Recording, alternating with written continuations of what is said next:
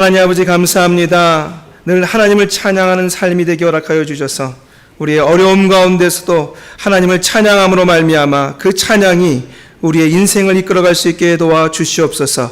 우리의 공고한 때에 우리의 노래로 우리의 하나님을 향한 찬양으로 인하여 하나님께서 임재하시고 힘을 얻게 허락하여 주시오며 우리의 삶 가운데 늘 하나님을 찬양하는 그 노래로 말미암아 늘 하나님께서 주시는 은혜와 복이 넘치게 하여 주시옵소서. 하나님, 우리와 함께했던 우리 김현정 솔리스트 이제 유학의 길을 떠나게 됩니다. 주님, 가는 길 그 모든 상황들 가운데 함께하여 주셔서 정말 매 순간마다 하나님의 도우심을 입게 허락하여 주시옵시사 하나님을 찬양하는 자로 온전히 설 뿐만 아니라 모든 사람들 앞에 그 노래로 말미암아 은혜를 끼치는 사람 될 수 있게 도와주시옵소서. 하나님, 오늘도 저희가 예배 앞에 주의 말씀 앞에 섭니다. 주님, 저의 마음을 주장하여 주시고 성령께서 빛을 비춰 주시옵시사 어둠 가운데 있는 것들을 깨달아 보게 허락하여 주셔서 저희 가슴에 새기는 시간 되게 하옵소서.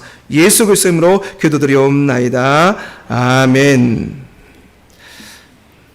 오늘은 고린도후서 5장 8절에서 10절의 말씀을 가지고 주를 기쁘시게 하는 자라고 하는 제목으로 은혜를 나누기 원합니다. 우리는 흔히 이런 질문을 받습니다. 여러분은 무엇을 위해 살고 있습니까? 네.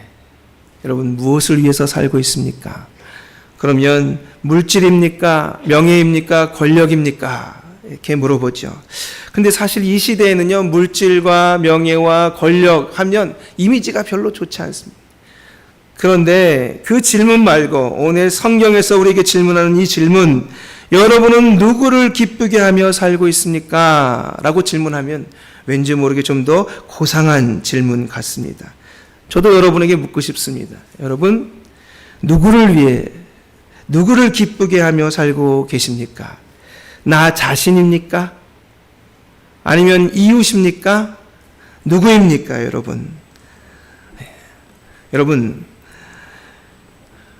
하나님을 믿는 사람들은 당연히 하나님을 기쁘시게 하기 위하여 살아야 된다. 성경은 이야기합니다. 이 사실에 대해서 사실 거부하는 분도 없고 모르는 분도 아마 없을 것입니다. 그렇지, 하나님을 위해서 살아야지, 하나님을 기쁘시게 하며 살아야지 라고 이야기하는데요, 하나님을 기쁘시게 하며 살아가라고 이야기하면 이 또 듣던 이야기 같고 그래서 답답하기도 하고 따분해하기도 한다. 사람들의 반응은, 우리 믿는 자들의 반응은 주로 그렇다는 것입니다. 그런데 이 러시아의 문호 톨스토이는 뭐라고 말하냐? 인생의 목적을 자기 자신의 행복에 두는 사람이 이 세상에서 가장 따분하고 가장 불쌍한 삶을 살게 될 것이다. 반대로 자기를 위해서 살아가는 사람, 그 사람이 가장 따분한 인생, 가장 불쌍한 인생을 살 것이라는 것입니다. 웨스트민스터 소요리 문답에도 첫 번째 질문이 사람이 제일 된 목적이 무엇이냐 묻습니다. 그 목적이 무엇이라고 대답합니까? 사람의 제일 된 목적은 하나님을 영화롭게 하고 그분을 영원토록 즐거워하는 것이다 라고 하면서 하나님을 기쁘시게 하는 삶이 그리스도인의 삶이라고 이야기하고 있습니다. 오늘 본문에도 이 바울은 말이죠, 이 고린도후서 5장을 통해서 나는 지금 이 육신을 입고 있는데 이 육신은 제한적이고 유한하다는 것입니다. 그래서 얼른 이 육신을 벗고 하늘로부터 주어지는 부활체의 몸, 그 몸을 입고서 주님 곁에서 살고 싶다. 그는 그렇게 고백합니다. 그래서 그 부활체의 몸을 지니고 살아가는 것, 그것이 내게 행복이고 내게 기쁨이고 내게 신앙생활, 내가 하나님을 믿는 목적이다, 목표다, 그렇게 이야기하는 것이죠. 우리 8절 한번 같이 읽어보도록 하겠습니다. 8절입니다. 시작. 우리가 담대하여 원하는 바는 차라리 몸을 떠나 주와 함께 있는 그것이라. 여기 몸을 떠난다는 말은 죽는다는 말입니다. 차라리 내가 죽는다 할지라도 주님과 가까이 함께 있고 싶다. 나는 그것이 소원이고 우리 믿는 자들의 소원이 될 것이다. 되어야 할 것이다. 그렇게 이야기합니다. 그런데요, 이 9절에서 우리 오늘 제목을 잡은 9절에서 더 심오한 이야기를 합니다. 우리 9절 읽어볼까요? 시작. 그런즉 우리는 몸으로 있든지 떠나든지 주를 기쁘시게 하는 자가 되기를 힘쓰노라. 네. 그래, 나는 죽어서 주님과 더 가까이 있는 것을 좋아해. 하지만 살아있든지 죽어있든지 목숨이 있든 아니면 죽었든 상관없이 더 중요한 건 뭐냐? 하나님을 기쁘게 하는 삶을 사는 것이 더 중요하다. 죽어서도 하나님을 기쁘시게 하는 것, 살아서도 하나님을 기쁘시게 하는 것이 우리가 힘써야 될 것이다 라고 그는 이야기하고 있습니다. 하나님을 믿는 자들, 하나님을 섬기는 자들은 이 신앙생활에 있어서 하나님을 기쁘시게 하는 자로 살아야 된다, 강력하게 이야기하는 이 말씀에 우리가 귀를 기울이고 한번 들어보도록 하겠습니다. 우리 9절의 말씀 다시 한번 읽어볼까요? 시작. 그런즉 우리는 몸으로 있든지 떠나든지 주를 기쁘시게 하는 자가 되기를 힘쓰노라. 여러분, 바울은요, 이 일에 대해서 내가 죽던 살던 죽고 사는 건 중요하지 않다, 내가 하나님을 기쁘시게 하는 자로 살아가는 것이 중요하다라고 지금 선언하는 그는요, 이에 대해서 힘쓴다는 것입니다. 힘쓴다는 헬라어로 뭐뭐를 목표로 삼다라는 뜻입니다. 나는 그것을 목표로 삼고 신앙생활을 한다. 여러분, 여러분의 신앙생활의 목표가 무엇입니까? 누구를 기쁘시게 하기 위해서 신앙생활을 하고 있습니까? 누구를 기쁘게 하기 위해? 나 자신이요? 내 가족이요? 아니면 이웃이요? 하나님이요? 예, 바울은 이야기하는 것입니다. 하나님을 기쁘시게 하기 위해서 신앙생활을 해야 된다. 저도 하나님을 기쁘시게 하기 위해서 예배에 왔는데요. 예, 맞습니다. 여러분이 그러셨습니다. 하나님을 기쁘시게 하기 위하여 내 자신보다 하나님을 기쁘시게 하기 위해 예배하러 왔습니다. 하지만요, 여러분, 목표가 분명하느냐 아느냐는 큰 차이를 가져옵니다. 우리는요, 하나님을 기쁘시게 해드리기 위해서 신앙생활을 해야 되는 목표를 딱 정해야 됩니다. 목적을 정해야 됩니다. 정확한 목적은 정확한 목표를 가져오고요, 신앙생활하는 이 목적과 목표가 분명할 때 우리 신앙은 달라지고 제대로 가는 것입니다. 하버드 경영대학원에서 설문조사 했습니다. 100명을 대상으로, 이 졸업생들, 하버드생이면 대단하잖아요. 그들 대상으로 조사를 했는데, 당신의 인생에서 꼭 이루고 싶은 목표가 있습니까? 있다면 그 목표를 위해서 구체적으로 어떤 계획을 세우셨습니까? 라고 질문했어요. 그랬더니 그 중에 100명 중에 84명은 생각 중이다. 지금 현재까지는 목표가 없다. 이랬다는 겁니다. 그런데 13명만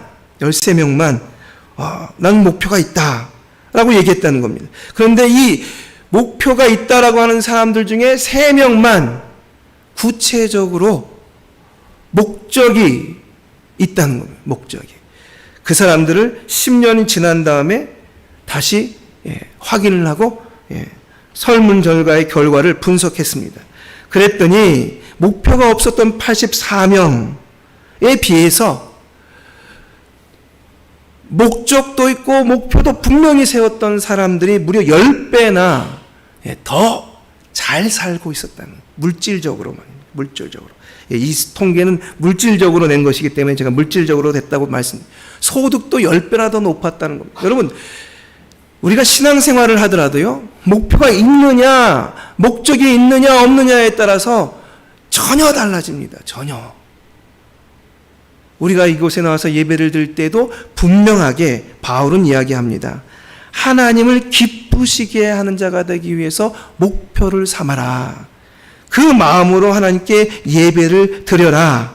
그럴 때 하나님께서 우리에게 복을 주시고 은혜를 주신다라고 지금 이야기하고 있는 것이죠. 우리는 흔히 여러 가지 관심사를 가지고 거기에 정말 그것이 잘 되기를 바라고 또 그것에 관심을 쏟고 마음을 쏟습니다. 하지만 바울은 오로지 최고의 관심은 하나님을 어떻게 하면 영광스럽게 할까, 어떻게 하면 하나님을 기쁘시게 할까에 밖에 관심이 없었습니다. 오로지 하나님을 기쁘시게 하는데 포커스가 있었다는 것입니다. 여러분이 잘 아는 예와 한번 말씀드리겠습니다. 한 젊은 피아니스트가 있었습니다. 그가 연주를 정말 아름답게 멋지게 했습니다. 그것을 들은 청중들은요, 끝나자마자 다 일어나가지고 기립박수를 막 보냅니다. 그런데 정작 기립박수를 받는 피아니스트는 일어서서 계속 한쪽만 응시하고 얼굴 표정을 펴지 않습니다. 왜 그럴까요? 여러분 잘 아시다시피 자신을 가르쳤던 스승이 어떤 표정을 짓나, 그리고 박수를 쳐주나 안 쳐주나를 보고 있는 것입니다. 목표는 많은 청중이 이 피아노 소리를 들으면서 감명을 받기도 원하지만 무엇보다 더 중요한 목표는 뭐냐? 나를 가르쳤던 스승이 나를 잘했다 하고 인정해 줄 것이냐 아니냐. 그에겐 그 목표가 분명한 것입니다. 그 스승이 기뻐할 때 내가 잘했구나 라고 생각한다는 것입니다. 우리의 신앙생활도 마찬가지라고 바울은 이야기합니다. 바울은 이곳저곳에서 자기가 오로지 하나님이 기뻐하시는 것, 주가 기뻐하시는 그것을 위해서 달려간다 이야기하는데요. 로마서 14장 8절에 우리가 살아도 주를 위하여, 죽어도 주를 위하여 죽나니 그러므로 사나 죽으나 우리가 주의 것이로다. 고린도전서 10장 31절에 그런즉 너희가 먹든지 마시든지 무엇을 하든지 다 하나님의 영광을 위하여 하라. 여러분 이게 바울의 고백입니다. 나는 하나님을 기쁘시게 하는 자가 되기 위해서 힘썼노라. 여러분 하나님을 기쁘시게 하는 자가 되겠다고 하는 목표를 가진 인생은 삶이 다릅니다. 하나님을 기쁘시게 하기 위해서 어떤 때는 절제해야 합니다. 쓸 수 있는데 절제합니다. 하나님을 기쁘시게 하기 위해서 어떤 때는 전신전력해야 합니다. 대충 할 수 있는데 최선을 다해서 노력합니다. 하나님을 기쁘시게 하기 위하여 어떤 때는 대가도 없는데 희생합니다. 왜요? 하나님을 기쁘시게 하는 길이라고 생각하기 때문입니다. 어떤 때는 내 삶이 우울한 것도 없고 슬픈 것도 없고 정말 괜찮은데 어떤 때는 하나님 앞에서 하나님을 기쁘시기 위하여 근심합니다. 왜요? 하나님의 근심을 알았기 때문입니다. 저는 이번 여름 성경학교 여름 행사를 하면서 제가 은혜를 많이 받았습니다. 야, 우리 교회가 사랑이 많은 교회구나. 처음 사실은 우리 중고등부 연합수련회 때 기도회에 가실 분들이 많을 거라고 상상을 했습니다. 우리 선교사님, 최승근 선교사님이 와서 옛날 이야기를 막 하면서 그랬잖아요. 막 이야기한 소리를 들으면서 우리 성도님들이 도전을 많이 받았다고 생각했기 때문에 걱정했어요. 너무 많이 가실까 봐. 차량이 없어가지고요. 지금 우리 장로님들이 차량을 우리 원로 장로님서부터 에노키가 막 이야기해서 지금 차량을 구입하려고 애쓰고 계시지만 차량이 없으니까 이 차량을 중고등부 연합수련회 우리 청년부 연합수련회 가지고 가면 뭘 타고 가지? 아이고 괜히 많이 오라 그랬나 보다 하고 막 걱정을 했어요. 그런데 이 걱정에 대한 부분을 먼저 씻어준 그건 난 모르겠다. 야, 이렇게 우리 교회가 아이들을 사랑하는구나 한 것을 본 게 이삭스쿨 우리 아이들 꼬맹이들 여름 성경학교일 때입니다. 많은 분들이 오셨어요. 아이들보다 더 많이 오셨어요. 그래가지고 먹을 거 먹이겠다고 이야기하고 볼 때마다 안녕 축복해 주시고 애들이 눈이 휘둥그레졌을 거예요. 모르는 아줌마 아저씨들이 막 왔다 갔다 하면서 인사하고 그래가지고 말이죠. 그러더니 그 먼 길을 말이죠. 또 5-6명 되는 분들과 함께 가평까지 가가지고 아이들 붙들고 기도해주는 우리 조양교회를 보면서 말이죠. 너무 감사했습니다. 여러분, 이게 주님을 기뻐하시는 일이기 때문에 하는 것 아니겠습니까? 주님이 기뻐하신다니까 하는 거죠. 근심이 되는 거죠. 나는 삶이 평탄하고 좋고 이 정도 살고 있으면 되는데 마음속에 근심이 있는 거예요. 왜요? 내 아들, 딸도 아니지만 교회에 아이들이 자꾸 줄어간다는데 그 한 명이 안 나오면 그 학교의 그 반 아이 전체 중에 그 반에 그리스도인이 한 명도 없다는데 이러면 안 되지 라고 하는 근심 어린 마음을 가지고 가서 기도해주는 우리 권사님들, 집사님들, 장로님 얼마나 감사한지. 여러분, 왜 그렇게 하는 겁니까? 하나님을 기쁘시게 하기 위해서. 우리의 목표는 분명합니다. 하나님을 기쁘시게 하기 위해서. 마치 그 피아니스트가 선생님의 얼굴만 쳐다보고 있듯이 그 목적과 목표가 분명한 사람들은 하나님 앞에 생사와 상관없이 하나님을 기쁘시게 하는 일에 최선을 다하고 힘쓴다 할 수 있습니다. 우리 조양교회 모든 성도님들이 그렇게 내 신앙생활은 하나님을 기쁘시기 위한 그런 목표와 목적을 가지고 신앙생활하는 우리 모두가 되기를 예수님을 축복합니다. 네, 두 번째로 우리 10절 말씀 같이 보겠습니다. 10절 시작. 이는 우리가 다 반드시 그리스도의 심판대 앞에 나타나게 되어 각각 선악간에 그 몸으로 행한 것을 따라 받으려 함이라. 여러분, 우리의 모든 행동과 그리고 그 의도를 판단해서 상 주실 이는 하나님이기 때문에 그래서 우리가 하나님을 기쁘시게 하는 거라는 겁니다.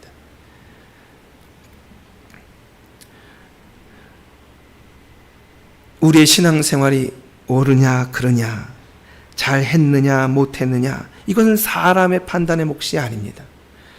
이것을 아시는 하나님, 그 속의 의도까지 아시는 하나님, 마음까지 아시는 하나님, 그 행동을 아시는 하나님께서 판단하실 일이지 사람이 판단할 일이 아니라는 것입니다.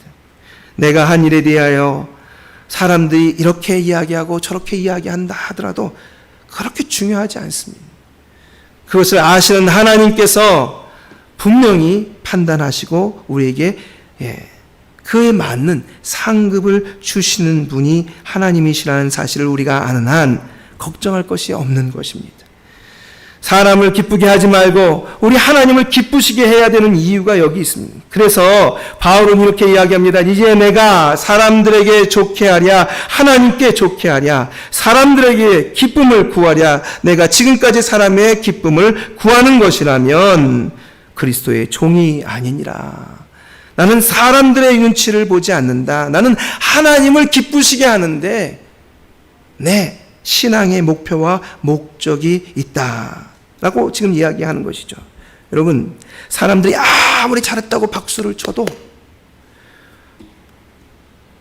우리의 판단자 되시는 하나님께서 아니라면 아닌 것입니다. 사람들이 아무리 흉을 보고 뭐라고 이야기해도 하나님께서 박수를 쳐주시면 맞는 것입니다. 여러분, 우리의 목표는 분명합니다. 그러면 그 판단에 따라서 누가 상급을 주시는 것입니까? 하나님이 주시는 것입니다. 하나님이 그에 맞는 상급을 주시는 것입니다.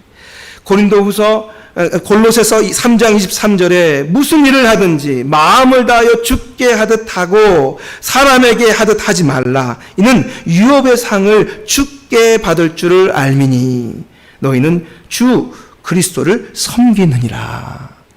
노예들과 종들에게 하는 말입니다. 너희의 상은 예수 그리스도로부터 온다. 그러므로 주인을 사람 대하듯 하지 말고 예수님께 섬기듯 그렇게 섬겨나가라 라고 권유하는 이 바울의 모습에서 상급은 주인이 주는 것이 아니라 하나님께서, 하늘의 주인 되시고 온 천지의 주인 되신 하나님께서 주시는 것이다 라고 분명히 하고 있는 것이죠. 여러분, 사람을 기쁘게 하기 위해서 하는 것이 아니고 사람의 눈치를 보기 위해서 하는 것이 아니라 하나님의 눈을 바라보고 살아가야 된다라는 것을 분명히 얘기하는 것입니다. 예수 그리스도 시대에 사람의 눈치를 보다가 정말 인생 망한 사람이 한 명 있습니다. 빌라도라고 합니다. 그는요, 예수가 죄가 없다는 사실을 알았습니다.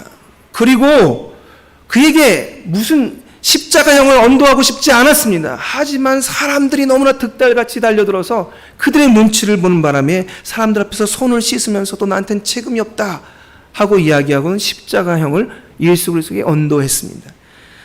일면 사람들은 빌라도는 참 불쌍하다, 중간에 껴서 어쩔 수 없었다 말할지 모르지만 성경은 그렇게 판단하지 않습니다. 신앙은 그렇게 판단하지 않습니다.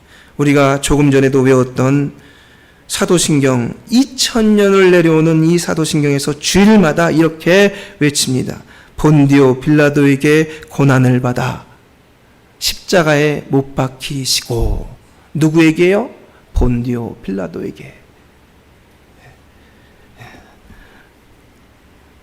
여러분, 하나님을 보고 하나님의 시선에 하나님을 즐겁게 해드리는 일에 신경을 쓰고 거기에 충성하고 거기에 최선을 다하는, 하나님은요, 너가 왜 이게 부족했니? 너가 왜 이게 연약했니? 너 이게 왜 완전하지 못하니? 그러지 않습니다. 최선을 다했으면 하나님은 그것으로 다 받아, 나머지는 내가 채우겠다 말씀하시는 분입니다. 정근모 박사님이 호서대 총장 시절에 있었던 이야기입니다. 이 정근모 박사님은 당시 사랑의 집짓기 운동의 한국 책임자였습니다. 그가 재직하던 시절에 충남 아산, 경기도 파주, 강원도 태백 여러 지역에 집 없는 사람들을 위해서 각국의 사람들과 모여가지고 집을 지어주고 그리고 그들을 위해서 애를 썼습니다. 그런데 그때 누가 왔느냐? 여러분, 유명한 신앙인 지미 카터 전 미국 대통령이 온 겁니다. 그가 같이 땀을 흘리면서 사랑의 집짓기 운동에 같이 참여해서 애를 씁니다. 근데 재밌는 건 이분은요, 월요일서부터 언제까지만 할까요? 금요일까지만 해요. 월요일서부터 금요일까지만. 왜 그럴까요? 토요일날 아침 반드시 비행기를 타고 가야 된다는 겁니다. 그리고는 토요일날 저녁 때, 하여간 멀면 그 전이든 해서 가가지고 주일날은 반드시 교사를 하던, 교회에서 교사하던 일을 꼭 해야 된다는 겁니다. 그래서 월요일서부터 금요일까지로 하게 되어 있었는데 갑자기 연락이 왔어요. 이 정근모 장로님이시거든요. 장로님께서 이번에는 조금 늦게 가시죠 하면서 당시 대통령이었던 김대중 대통령에게 연락이 왔다는 겁니다. 토요일 저녁 때 영빈관에서 뵙기를 원합니다. 그랬다는 겁니다. 여러분, 이 지미 카터가 대통령일 때 이 김대중 대통령이 도움을 받았다는 거예요. 그래서 어떻게 은혜 갚을 길이 없었는데 잘 됐다. 이제는 내가 대통령이니까 지미 카터가 좋은 일을 한다니까 그 좋은 일을 할 수 있게 도와주자. 오시오. 내가 만나면 당신을 돕겠어. 이런 겁니다. 여러분, 한 나라의 대통령이 사랑의 집짓기 운동을 돕겠다는 거예요. 얼마나 좋은 일입니까, 여러분. 그래서 이 장로님이신 정근모 장로님도 잘 아는데 지미 카터 대통령에게 이번에는 토요일 날 저녁 때지만, 토요일 아침 비행기로 가셔야 되지만 토요일 저녁 때 영빈관에서 김대중 대통령을 만나시죠 하고 권유를 했다는 겁니다. 그런데 놀랍게도 이 지미 카터 대통령은 어떻게 했을까요? 정중하게 거절하더라는 거예요.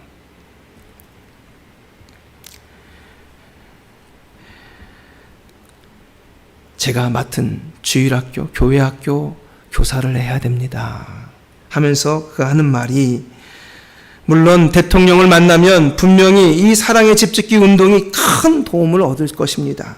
하지만 이 사랑의 집짓기 운동의 주인은 예수님입니다.